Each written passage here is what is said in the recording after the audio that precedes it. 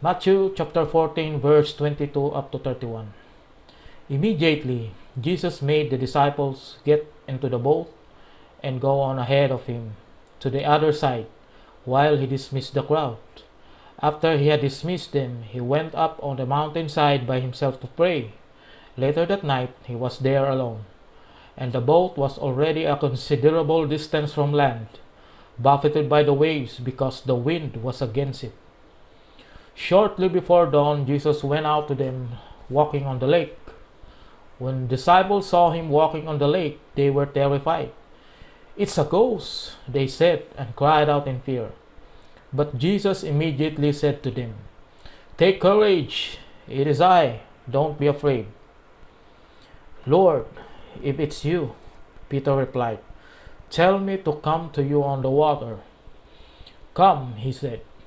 Then Peter got down out of the boat, walked on the water, and came toward Jesus. But when he saw the wind, he was afraid, and beginning to sink, cried out, "Lord, save me!" Immediately, Jesus reached out his hand and caught him. "You of little faith," he said, "why did you doubt?" Hello po, magandang gabi po sa ating lahat. Purihin at luwalhatiin ng ating Panginoong Hesukristo. Sa pagkakataong ito, dahil siya ay patuloy na nananatiling tapat at mabuti, kailanman hindi niya tayo pinapabayaan. Kahit sa gitna ng pandemya na ito at mga sunod-sunod na sakunang kinakarap natin ngayon. Ako po ay magbabahagi ng message ng Lord sa gabing ito, patungkol po sa faith o pananalig o pananampalataya. I think nabahagi ko na to nung mga nagdaang taon sa simbahan din po, sa gawain po ng midweek, prayer meeting. At nais ko lang pong ulitin at pagbubulayan ngayon. At naway ma-encourage po at makatulong po ito sa bawat isa sa ating lahat. Kukuha lang po ako ng tatlong uri o subject o aspeto ng pananampalataya na nakikita natin sa binabasa natin ngayon dito po sa Matthew chapter 14 verse 22 up to verse 31. Ang title po ng aking ibabahagi ngayon is Faith is More Than a Feeling. Pero sasamahan at kukuha po tayo ng nilalaman sa talata na binasa natin kaganina. Nais ko lang ipaliwanag kung bakit ganito po ang title, kung bakit ang salitang faith o pananampalataya ay masigit pa sa ating nararamdaman. Ako po ay gagamit lang po ng isang illustration patungkol po sa aking sarili at ng aking asawa. Alam niyo po, nung time na hindi pa kami kinasal, nung kami ay magkasintahan pa lamang, ay meron po pagkakataon na kami po ay nagkaroon po ng mga bagay-bagay na yun, tatampuhan o mga bagay-bagay na may times na hindi na kayo mag-uusap, parang ganun. So I think, diba, pag unang impression mo pag ikaw ay umiibig sa isang tao, akala mo lang siguro ang in-expect mo puro lambingan, puro I love you-an na lang, ganun. So yun po yung expectations, yun po yung expectation na kagaya ko na ganun po yung mangyari. Pero I think the more na makikilala mo yung tao habang tumatagal, kasi mahal mo, I think lahat ng flow o lahat ng flow yung sa bawat isa ay kailangan handa mo rin tanggapin. Isa din yun sa aspeto ng pagmamahal. Yun po yung na natutunan ko po, na yung na-realize ko na ang pag-ibig po na binibigay ng Panginoon ay iba po, na kailangan siyempre magpapagabay po kami sa Panginoon, pero nandun po yung cultivation sa bawat isa, na patuloy naming in-nurture yung sarili namin o yung pagmamahalan namin. Okay po? Ang alam ko kasi pag hindi ka na kinakausap o hindi ka nakakausapin, parang pakiramdam mo hindi ka na mahal. O ganun din po as opposite na baka inisip niya rin na hindi ko na rin siya mahal, parang ganun. Pero I think ang love po pala ay paggaling po sa Panginoon, hindi po ganun talaga. Kasi minsan ang sinasabing love na nararamdaman natin parang medyo baka sumusobra na, parang siguro tayo yung gumagawa ng paraan para magkaroon ng tension or nang dahil sa feeling lang kasi yan. Parang pakiramdam mo lang yan. Inaakala, parang mga ganun, makakala. So, pag mag-aaway ba, ibig sabihin nun, hindi na namin mamahalin ang bawat isa. So, I think hindi po ganun. Kahit may tampuhan, nandun pa rin yung pagmamahal. Kasi ang alam ko, ang paniwala ko po na ang pagmamahal po ay hindi lamang po nakabase sa pakiramdam lamang. Okay po? Just like true love is more than a feeling. And just like true faith is more than a feeling. True faith is a choice. Yan. Parang ganon din sa love. Love is a choice. Now, a faith is a choice. And a choice to make, to trust God with every word and every action in every moment of every day. Ang unang aspeto po ng pananampalataya na makikita po natin dito po sa Matthew chapter 14 verse 22 up to verse 31 is unang-una po ay faith is focus. Ayan po. Sabi po sa verse 30 in Matthew, sabi po sa English, but when he saw the wind. Ayan. Meaning, nung makita o mapansin ni Peter ang hangin, siya ay nalunod. Napakadali lang sa ganong sitwasyon kay Peter na sisihin yung malakas na hangin at alon. Na para bang naging, yun po yung sanay ng pagkakamali niya. Kaya siya nalunod. Honestly, sa buhay natin, may mga ganito eksena din Diba? Bilang tayo mga anak ng Diyos, may mga ganitong katulad na pangyayari na minsan sinisisi natin yung sitwasyon natin sa buhay o sinisisi natin na kung ano yung mga bagay-bagay na nakikita natin na nagpapahina sa atin. Kaya minsan nawawalan tayo ng time. Nawawalan tayo ng time na manalangin, nawawalan tayo ng time na magpalakas sa Lord, parang ganun.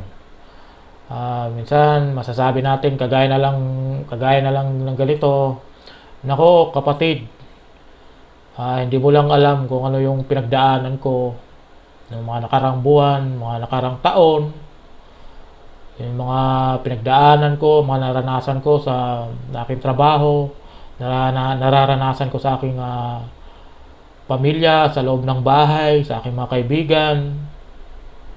Ayan po, minsan isa yan sa dahilan, mga ganyan. Kasi yun po yung tinitingnan nating anggulo yung sitwasyon. Po. Kaya minsan nawawalan tayo ng faith sa Lord.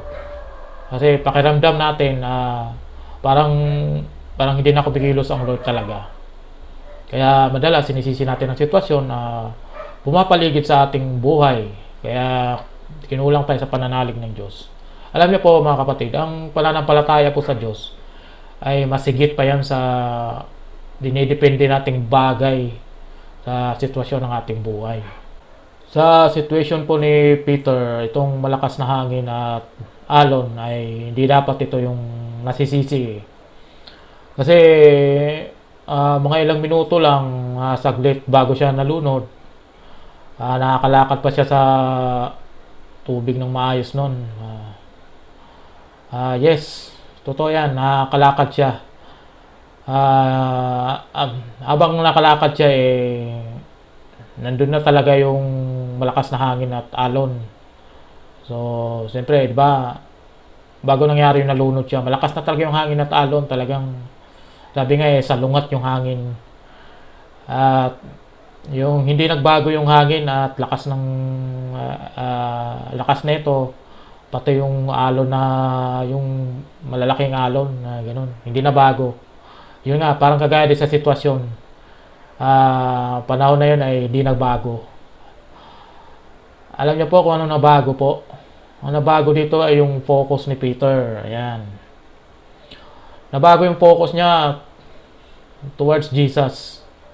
Ang sabi ng talata nang mapansin niya na malakas ang hangin. Ayan. Ibig sabihin po, kapag nakapokus lang siya sa pagtingin sana papunta kay Jesus at malalakad niya yung tubig ng maayos. Yan po. Pero ang nangyari ini-switch niya yung focus niya, yung paningin niya, kumbaga ano niya na diretso yung tingin para kay Jesus. Mas tumingin pa siya dito sa sa kabila na yun, lakas ng hangin. Naumpisa na siyang matakot talaga. Ayan, nawala na yung pananalig niya at kaya naumpisang malunod. Baga sa buhay natin na mababagsak tayo. Parang ganun. Ganun din sa buhay natin, mga kapatid. If we begin to shift our focus away from Jesus, kasi focus tayo masyado sa tao, focus tayo masyado sa problema, focus tayo sa pagiging busy na sa buhay. Kaya minsan nakakalimot na tayo, minsan magkaroon ng time or manalangin ay hindi na natin magagawa. Alam niyo po, meron pong kasabihan po na nababasa ko po nakikita ko lang po dito din sa social media, no. Sabi nga po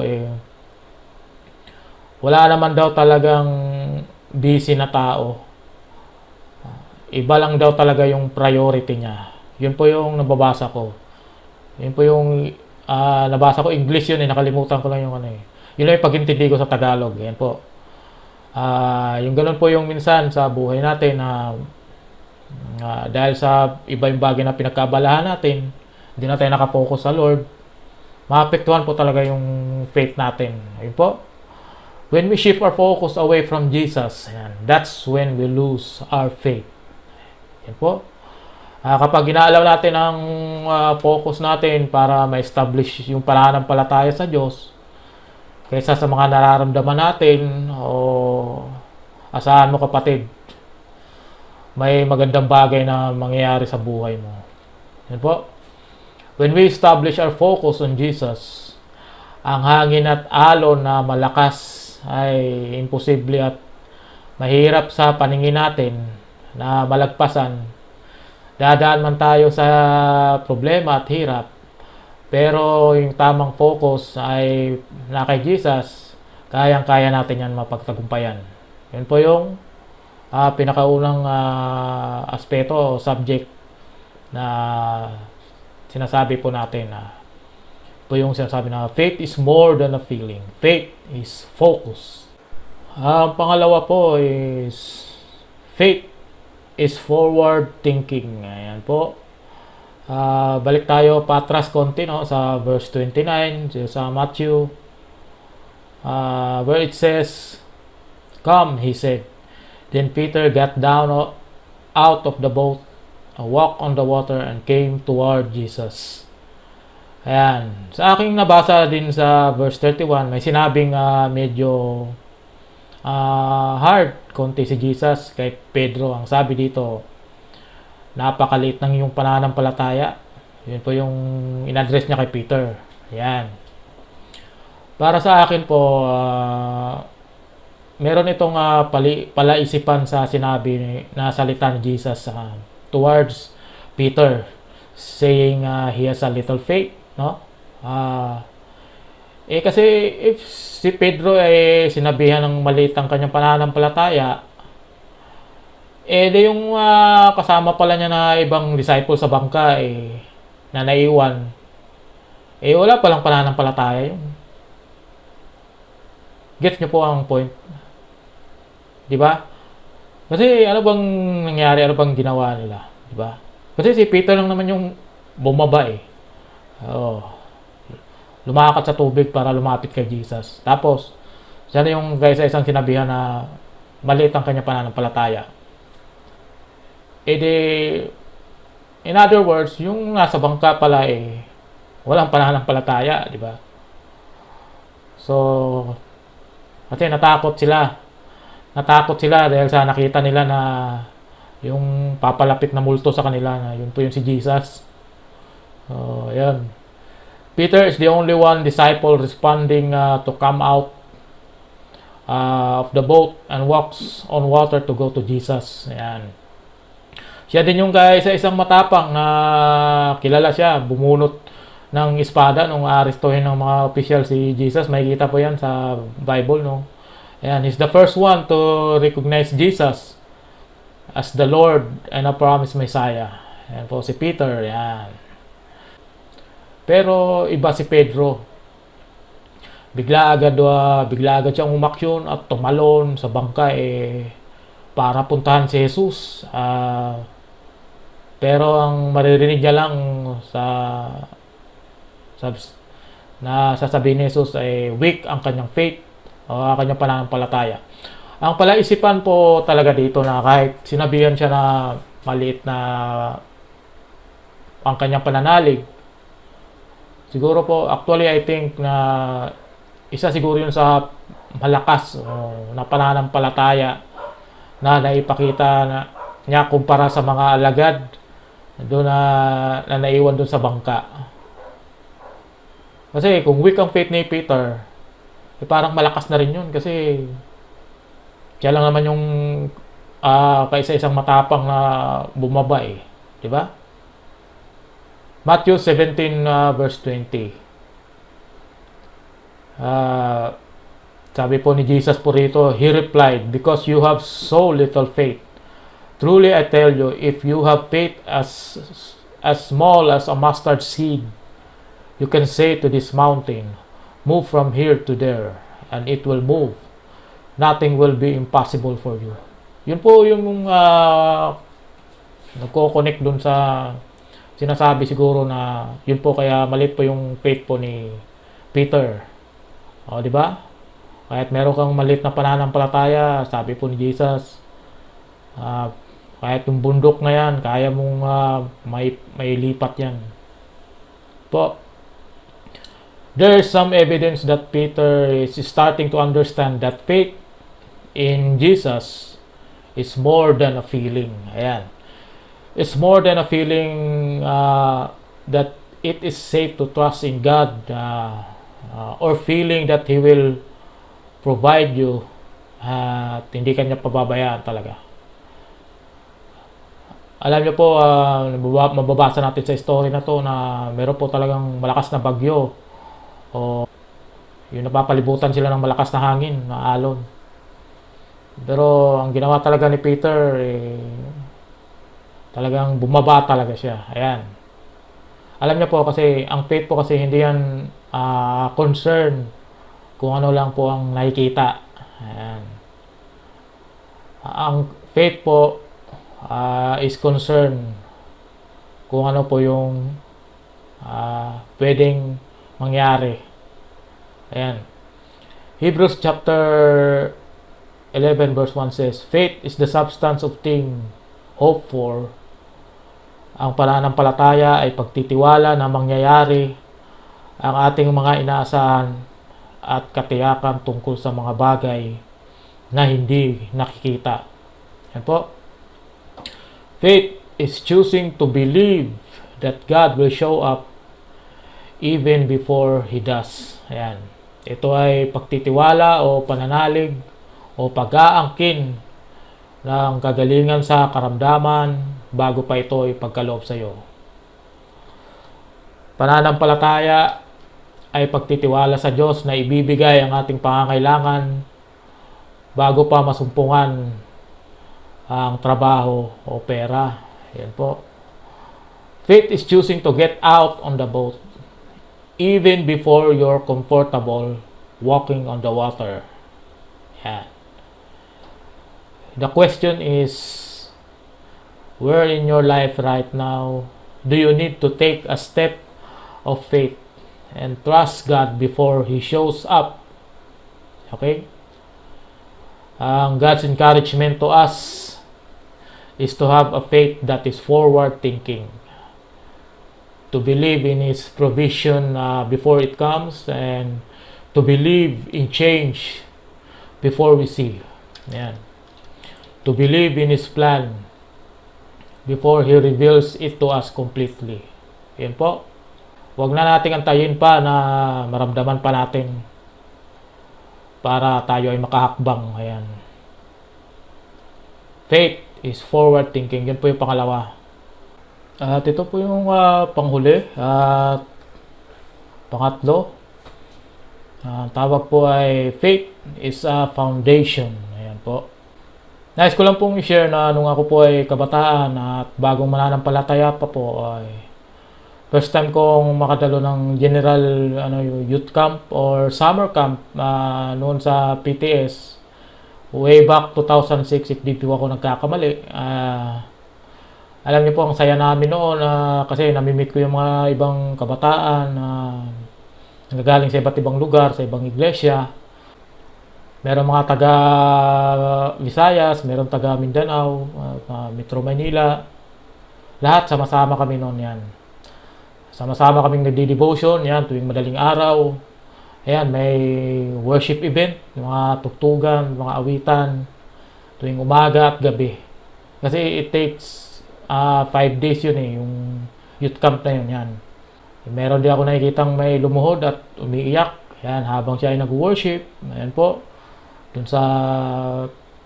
doon ko na-realize at naranasan yung apoy o gana sa pagkakilala sa Diyos at tumalim sa pananampalataya. Pero alam niyo po, nung natapos po ang event na after nung youth camp na yun at kanya-kanyang uwi na po kami sa bahay, ayan, balik na normal ang buhay, balik na sa ministry. Habang papatuloy ka after ng mga ilang buwan, diba? Parang yan, normal na. Parang di ko na nararamdaman ulit yung apoy o yung alab o yung gana. Hindi ako mapakali kasi nabitin ako sa youth camp na yun eh. Hinahanap ko kasi yung gano'n eh. Ang sarap kasi maglingkod pag marami at sama-sama, di po ba? Sa tingin ko doon yun siguro yung paraan para mapalapit ng mabuti sa Diyos. Akala ko yun sa youth camp lang talaga. Kaya yun, doon ako na bumabase. May time talaga pag wala nang youth camp, di na naulit. Yan, mahina yung sinasabi mo na pananampalataya ko. Yan.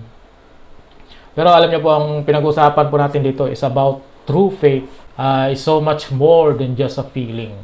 We talk about faith is a focus. It's choosing to focus on God even in the middle of the storm. We talk about faith is forward thinking. It's believing in miracles before they happen. Ito po yung last na pag-usapan po natin na huling aspeto ng faith. Faith is foundation. Dito po sa talata ng Matthew ulit, agaw eksena si Peter dito. Sa istoryang ito, alam niyo po ba kung bakit? Nung di pa nakilala si Jesus, si Peter po ay kilala bilang isang tao na hindi masyadong nakapagtapos o nakapag-aral nung bata. Naging mangingisda siya nung siya ay lumaki na, walang masyadong impluwensya sa buhay, mababang uri siya sa community noon. Pero ngunit isang araw, nagdesisyon siyang sumunod sa isang rabbi o tinatawag na guro na si Jesucristo. Ayan. Nakilala niya si Jesus. Ginugol at tinuon niya ang panahon upang makasama kay Jesus ayan, sa mga misyon sa iba't ibang lugar para magpagaling ng may sakit. Yan, magbahagi ng mabuting balita at magpalaya ng mga sinasapian ng masasamang espiritu. Ayan, katuwang po si Peter, kinuha ni Jesus. Si Peter, I think, medyo may kakulitan din siguro sa pagkatao niya, no? Kasi basta-basta na lang siya mag-react kaagad sa sitwasyon na sabihin na natin hindi nag-iisip. Kaya may time sa Bible, mababasa mo na yan, nasaway siya ni Jesus. Meron doon na ayaw niya magpahugas ng paa. Na hinugasan ni Jesus yung mga paa ng bawat alagad niya. Pero pumayag din sila kalaunan yan. Pinagmalaki na kaya niya ipagtanggol si Jesus kahit anong mangyari.